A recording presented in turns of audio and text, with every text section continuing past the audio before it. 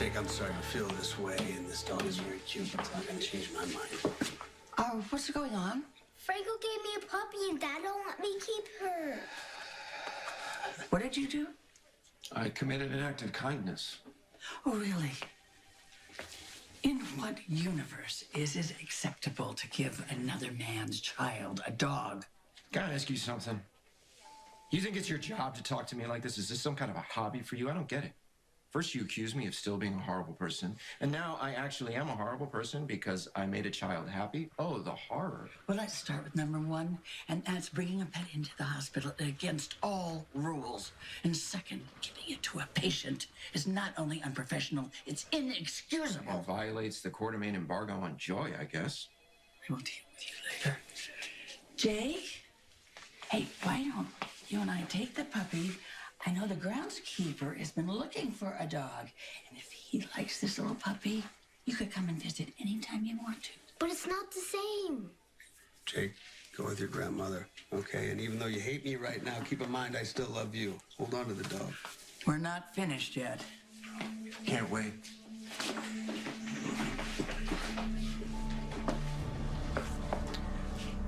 So that's your mom, huh? Must be some kind of relief that you can't remember puberty, right? Enjoy the dog. Hey, no. You don't get to open your mouth like that and walk away from me. We're gonna find Jake a new therapist before you can do any real damage. That's not up to you. Oh, I'm sure Elizabeth is gonna agree with me. Yeah, I'm not so sure about that. Not only did you blow Jake off today, you gave my son something he couldn't keep and you upset him. No, I didn't upset your son, you did. Having a puppy would do Jake a world of good. What do you know about doing anybody any good? Plenty of research to support the idea Here we that go. having a pet helps a trauma survivor, helps them work through all of their issues. You didn't bring that dog in here today to help my son. No, you're right. And you weren't gonna help him by giving him a dog. Well, I sure as hell didn't try and hurt him. Jake's a lonely kid. He's been through a lot. All that, whatever happened on Cassadine Island, and you pay all this lip service to Jake about love and loyalty, but right now you're all about Sam and the son that you have with her, and Jake knows that. Did you tell Jake that? Did you plant that line? No, I didn't have to tell Jake anything. He can see for himself. And if you were paying attention at all, you would know that Jake is a lonely kid. He's a really lonely kid. He reminds me a lot of myself at that age. You need to watch yourself right now. My son's nothing like you. How can you tell me that Jake is nothing like me when you don't know me at all? You never did. And anything you did know about me, you've forgotten, right? And it's not like you've made any effort to get to know me now. I think I know enough. I know your history. I know that you're a stalker. I know that you're a kidnapper. Right. Who the hell are you to judge me? What, do you think because you got paid to kill people that you're somehow more respectable?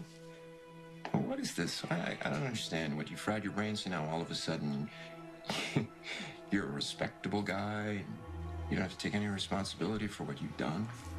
Okay. I'll tell you what, Jason. I'll tell you the truth. I'll be your witness. You're a killer, Jason. That's all you have been, and that's all you'll ever be. Maybe I'll never know the real Franco. From now on, you have no contact with Jake whatsoever. You understand? You don't see him. You don't talk to him. Well, we'll see what Elizabeth has to say about that, because we've gotten close. We're real close. I'll have you. Okay. Well, I feel sorry for Elizabeth then. Don't do that. Don't pretend you care about Elizabeth. You threw her away. Just like you're going to throw Sam away and the kids, because you don't care about anybody. You don't want anybody to love you. You don't want the women to love you. You don't want the kids to depend on you. The only thing that you're really happy doing is sitting in the dark with a gun in your hand. You like that. That's your art. Killing is your art. It's your vocation. Killing people is really the only thing you do that makes you really feel alive. I should have made sure you died when I shot you in that garage. That you remember?